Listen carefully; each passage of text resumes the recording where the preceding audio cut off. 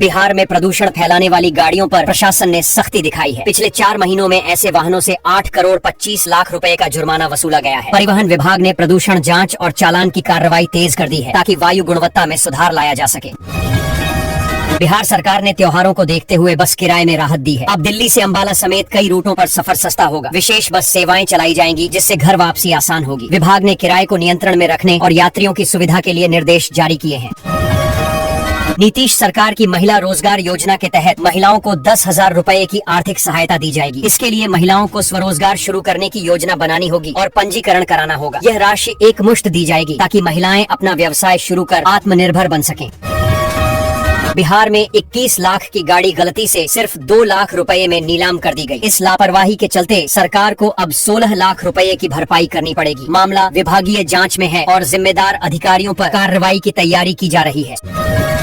केंद्र सरकार ने 11 साल से लंबित मामले को निपटाते हुए पेंशन भोगियों के लिए बड़ी राहत दी है। अब पुराने पेंशन मामलों का निपटारा तेजी से होगा और बकाया राशि का भुगतान किया जाएगा। इससे लाखों पेंशन धारकों को आर्थिक राहत मिलने की उम्मीद है।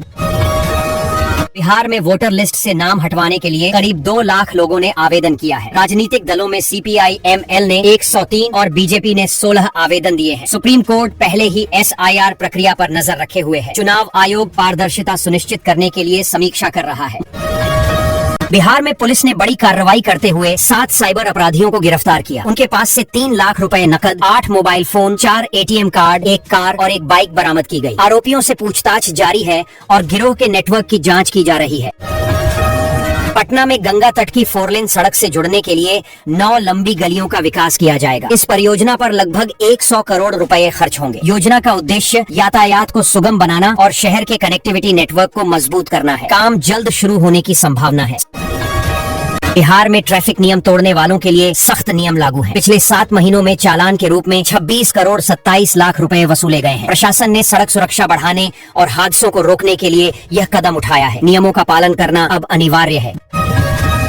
बिहार में 15 लाख से ज्यादा लोगों ने वोटर बनने के लिए फॉर्म भरा है। प्रशासन ने याद दिलाया है कि कल दावा आपत्ति दर्ज कराने का अंतिम दिन है। जिन लोगों ने अभी तक आवेदन की जांच नहीं की है, उन्हें अपने वोटर रिकॉर्ड की पुष्टि कर जल्द कार्रवाई करनी होगी। बिहार के लिए बड़ी खुशखबरी है। जल्द ही मुजफ्फरपुर शहर से हैदराबाद के लिए अमृत भारत ट्रेन शुरू होगी। इस ट्रेन के शुरू होने से यात्रियों को सीधी कनेक्टिविटी मिलेगी और सफर ज्यादा आरामदायक होगा। रेलवे ने तैयारी तेज कर दी है। उद्घाटन की तारीख जल्द घोषित होगी। बिहार में हवाई सेवाओं के विस्तार की दिशा में बड़ा कदम उठाया जा रहा है। राज्य के 5 एयरपोर्ट को चालू करने की तैयारी तेज हो गई है। इसके लिए एयरपोर्ट अथॉरिटी ऑफ इंडिया की 3 टीमें सर्वे करेंगी। इससे कनेक्टिविटी बढ़ेगी और यात्रियों को सीधा लाभ मिलेगा।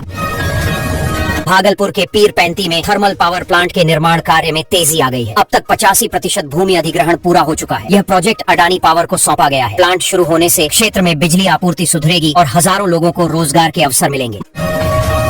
मुख्यमंत्री महिला रोजगार योजना 2025 के तहत महिलाओं को आत्मनिर्भर बनाने के लिए सरकार ने बड़ी पहल की है। इस योजना में पात्र महिलाओं को 10,000 रुपए की आर्थिक सहायता सीधे बैंक खाते में दी जाएगी। आवेदन प्रक्रिया ऑनलाइन होगी। दस्तावेज सत्यापन के बाद राशि सीधे लाभार्थी को मिलेगी। बिहार में बाढ़ की स्थिति गंभीर हो गई है। कोसी नदी के जलस्तर में वृद्धि से 80 से अधिक घर नदी में समा गए और कई गांवों का सड़क संपर्क पूरी तरह टूट गया। प्रभावित लोग सुरक्षित स्थानों की तलाश में पलायन कर रहे हैं। प्रशासन राहत और बचाव कार्य तेजी से चला रहा है।